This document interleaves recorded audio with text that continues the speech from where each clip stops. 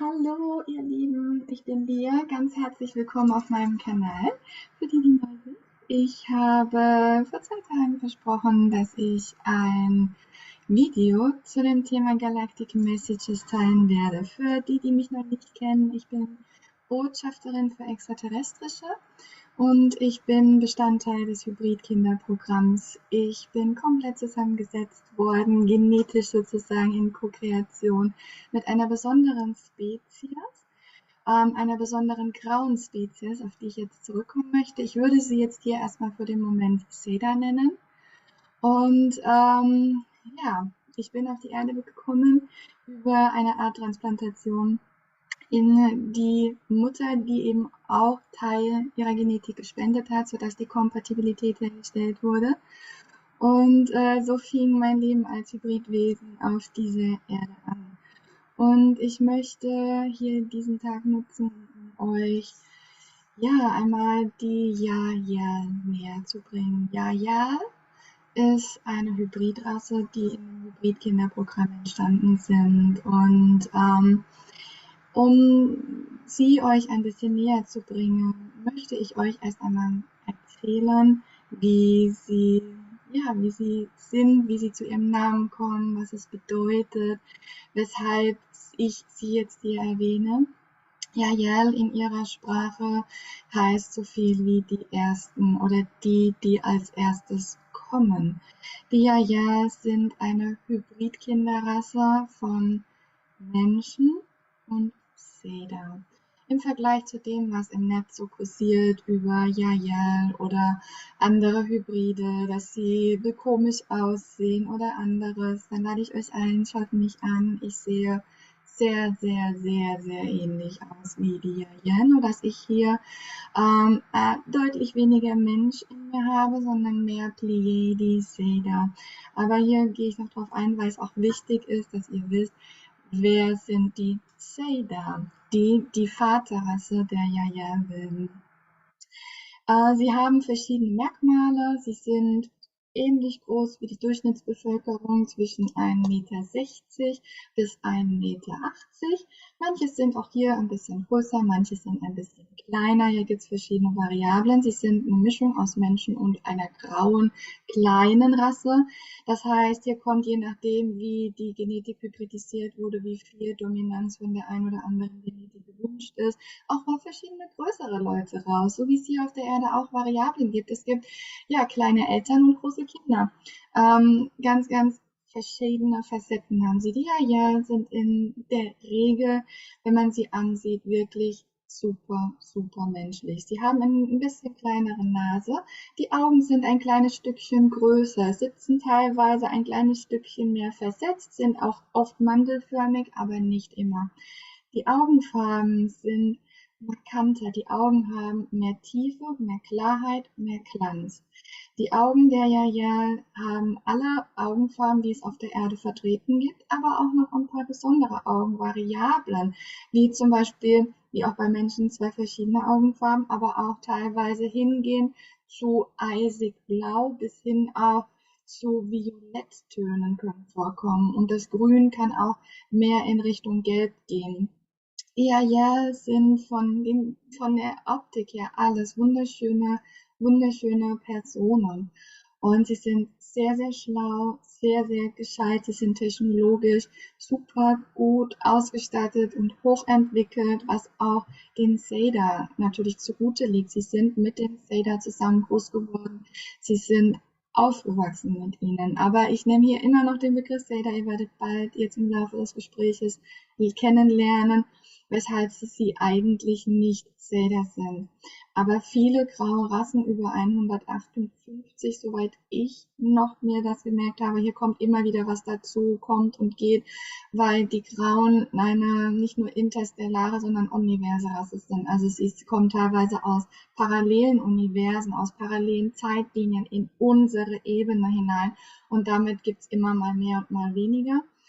Ähm, Daher neigen Menschen dazu, alles in eine Rasse zu stecken, sozusagen, dass alle Satyrs sind, alle kommen von Satyr Reticuli. Es gibt viele graue Rassen, die von dort kommen oder auch aus dem Orion-Sternensystem und quer durch die Galaxie, aber die Vaterrasse von den Yaya, mit denen ich euch ja heute ein bisschen aufklären möchte und in Verbindung bringen möchte, sind nicht von Satyr Reticuli.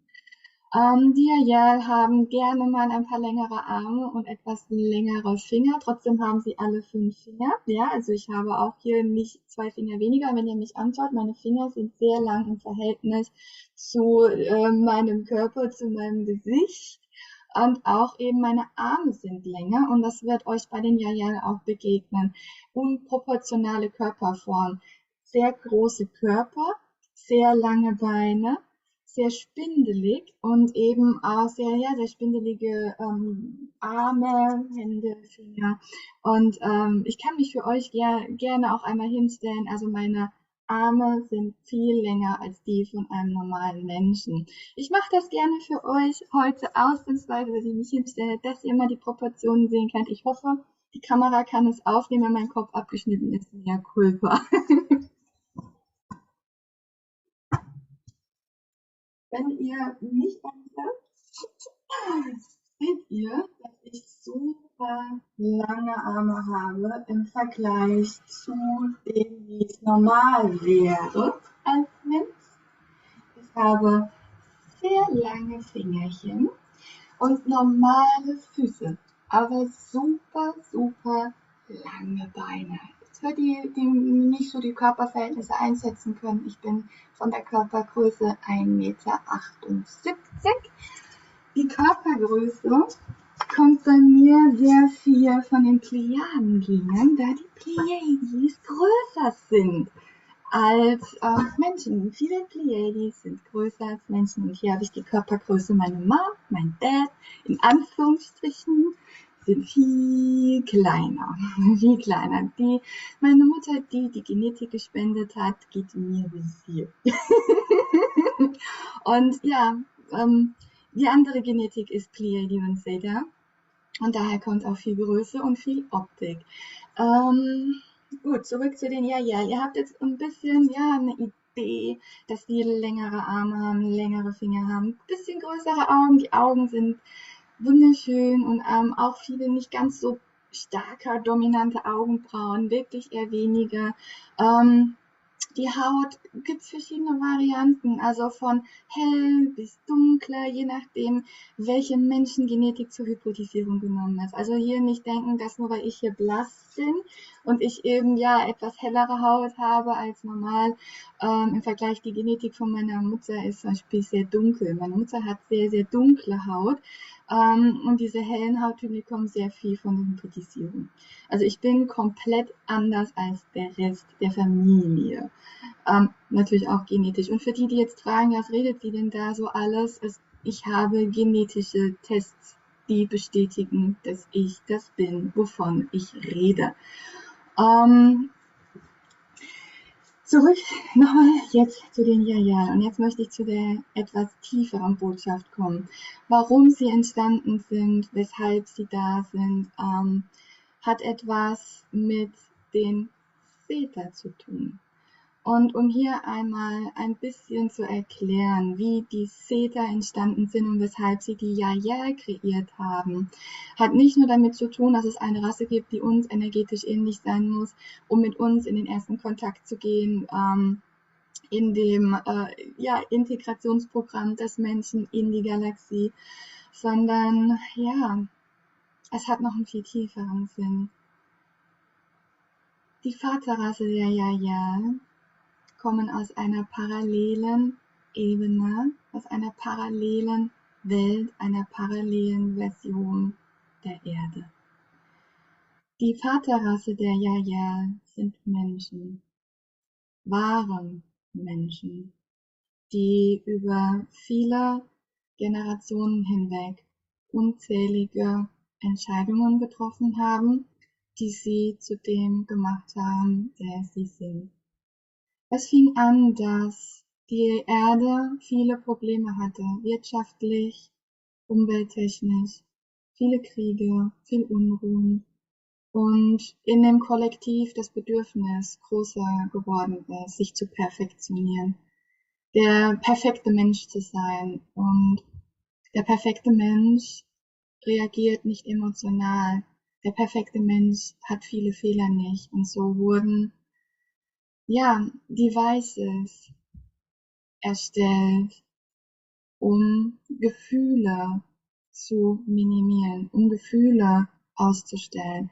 Die Devices wurden, so wie mir gesagt, hinten an den Kopfansatz gesetzt, in der Regel hinter dem Ohr, rechts oder links, normalerweise meistens links, da es hier einfach war, zu chippen und eben ist am allernächsten an den verschiedenen Strukturen des Gehirns, wo das Implantat abgezielt hat, ab, abzuziehen und zu wirken. Und diese Implantate haben die Ausschüttung von Hormonen bis zu fast gar nicht reduziert. Dadurch waren die Leute, die Menschen, die die Implantate bekommen haben, friedlicher. Sie hatten weniger Höhen und Tiefen. Sie waren fokussierter. Sie waren klarer. Und sie hatten dadurch auch die Fähigkeit, besser gesagt, sie wurden bevorzugt, in höhere gesellschaftliche Position gesetzt zu werden, dass sie nicht emotional handeln, entscheiden und agieren. Und so ging es immer weiter, dass die Implantate hatten, bessere Jobs bekommen haben, ein schöneres Leben hatten, mehr finanzielle Mittel hatten. Und natürlich, wenn ihr überlegt, ihr habt weniger Emotionen, wird es auch mit Beziehungen etwas schwierig. Wenn die einen super emotional sind und der andere hat keine Emotionen oder keine großen Emotionen mehr, fehlt hier auch die Kompatibilität. Und so haben sich mehr und mehr Menschen dazu entschieden, die Emotionen abstellen zu lassen, weil der spirituelle Weg, Gefühle auszuradieren, wegzumachen und anderes eben nicht den Erfolg gebracht hat. Dabei ist es mehr und mehr passiert, dass diese Menschen mehr in einer Spezies geschiftet sind, die mental lastig war. Und sie waren wissenschaftlich, sind wissenschaftlich super, super fortschrittlich gewesen. AI, KI.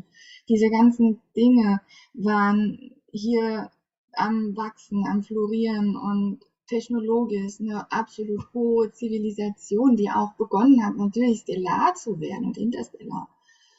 Und ja, sie fingen dann an, auch ihren Körper zu perfektionieren, das Bedürfnis nach Sexualität und nach Essen und Nahrung zu reduzieren. Und so haben sie nicht nur angefangen, sich persönlich zu einer perfekten Version von sich zu machen, sondern auch den Körper zu einer perfekten Version zu machen.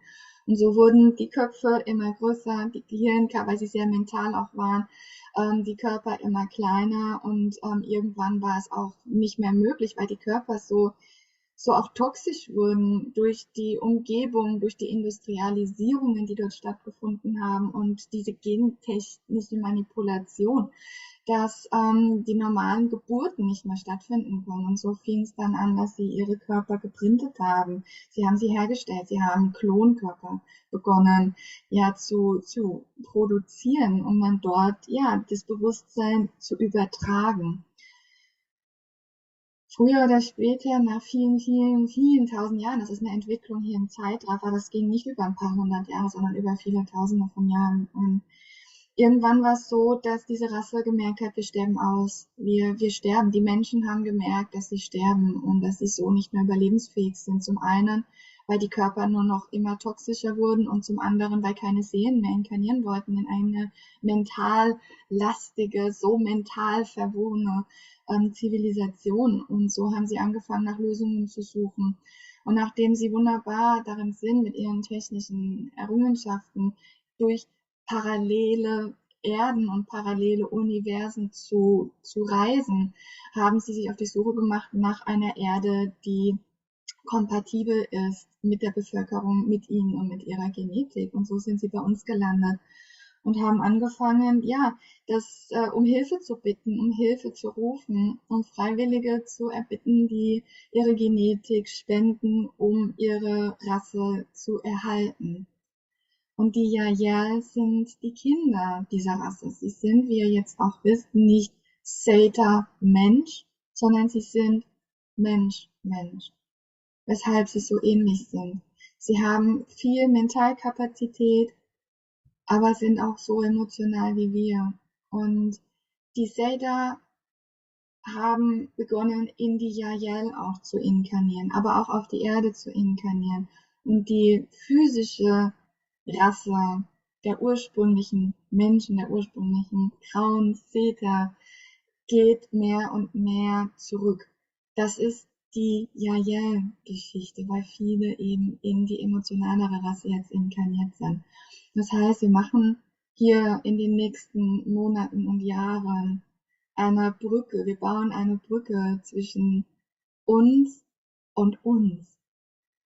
Es gibt immer graue Rassen, es wird immer graue Rassen geben, bitte verwechselt das hier nicht. Ich spreche hier von der Vaterrasse der Yael. Und weshalb sie so perfekt sind, um in den Kontakt mit euch zu treten, um die Ersten zu sein, die zu euch kommen. Und jetzt kennt ihr ihre Geschichte. Und sie freuen sich so sehr, wenn die Kontakte ganz offiziell auch bald stattfinden werden. Die Kontakte finden schon statt.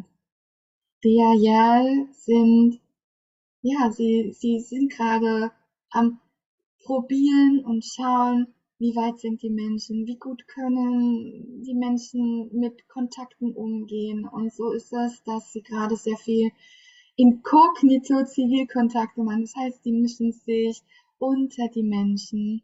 Sie kommen in normaler menschlicher Kleidung. Sie gehen nicht, sie landen nicht mit ihren Schiffen und sagen, hey, wir sind die Yael, sondern sie sind unter euch an manchen Tagen. Sie wissen genau, wen sie kontaktieren wollen und sie kontaktieren euch auf den witzigsten und normalsten und banalsten Art und Weisen.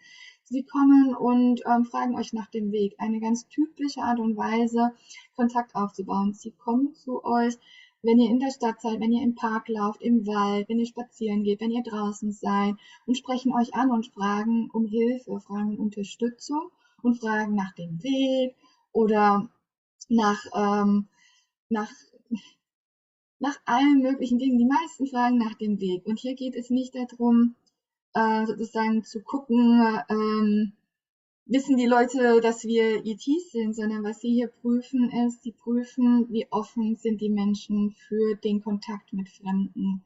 Sind die Menschen so, dass sie abwehren und sagen, nein, mit Fremden rede ich nicht, mit dir will ich nichts zu tun haben, nein, was bist du denn, wie siehst du denn, ne? Solche Dinge, darum geht es nicht. Sie wollen wissen, wie weit offen sind die Menschen Fremden gegenüber, die sie noch nie gesehen haben. Und hier schauen sie damit anhand, wie weit ist die Bevölkerung, wie weit sind sie und wann können wir offiziellere Kontakte starten. Die Kontakte laufen und der Mensch ist nicht in der Lage zu unterscheiden, gerade auch aufgrund dessen, dass viele nicht fühlen können und nicht genau wissen im Alltag, worauf muss ich denn achten, woran erkenne ich denn, ob jetzt ein Extraterrestrischer mit mir spricht und mich nach dem Weg fragt oder ein Mensch. Nicht die Zeit haben, sich darauf einzulassen und das wirklich in der Regel erstmal nicht merken. Seid ein bisschen achtsamer darauf, weil ihr fühlt es, wenn ihr mit eurem Herz verbunden seid, fühlt ihr, wenn ihr Kontakt habt mit einem Ja, ihr fühlt es. Und sie sind auch sehr charmant. Sie zwinkern einen auch so ein bisschen gerne mal an und lächeln, weil ihr seid Bekannte. Sie treffen jetzt gerade all die, die sie schon kennen, die ja auf Seelenebene verwoben sind, Counterparts sind, teilweise Seelenfamilienmitglieder sind oder teilweise selbst im Hybridprogramm ist. Glaubt mir, wenn ich euch sage, die Erde ist voll mit Hybriden. Sie sind schon längst unter euch. Ich bin einer von ihnen. Glaubt es mir. Wie viel Evidenz wollt ihr noch haben?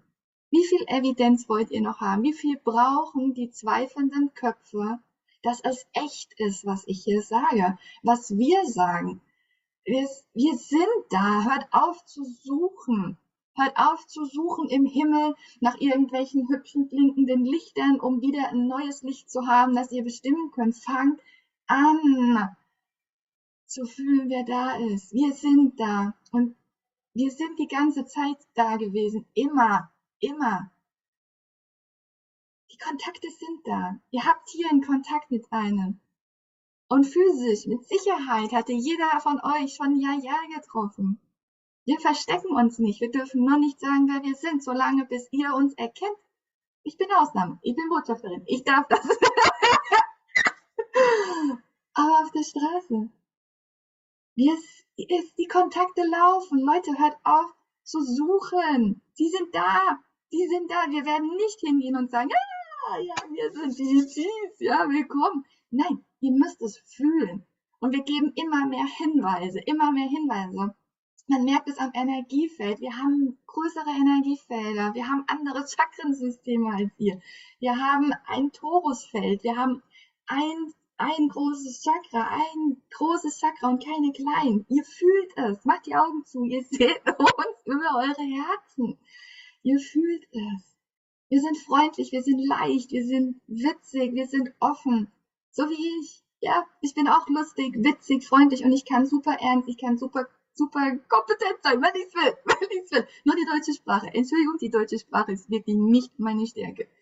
Aber trotzdem, ihr fühlt uns. Der Kontakt ist da und das ist mein letztes Statement an euch. Hört auf zu suchen. Wir sind unter euch. Wir sind da. Schluss mit Suchen. Wir sind da. Hört auf, Lichter zu gucken. Seid offen für die, die auf euch zukommen. Es sind wir. Und jetzt wünsche ich euch einen wunderschönen Tag und wir sehen uns bald wieder und eure Lia.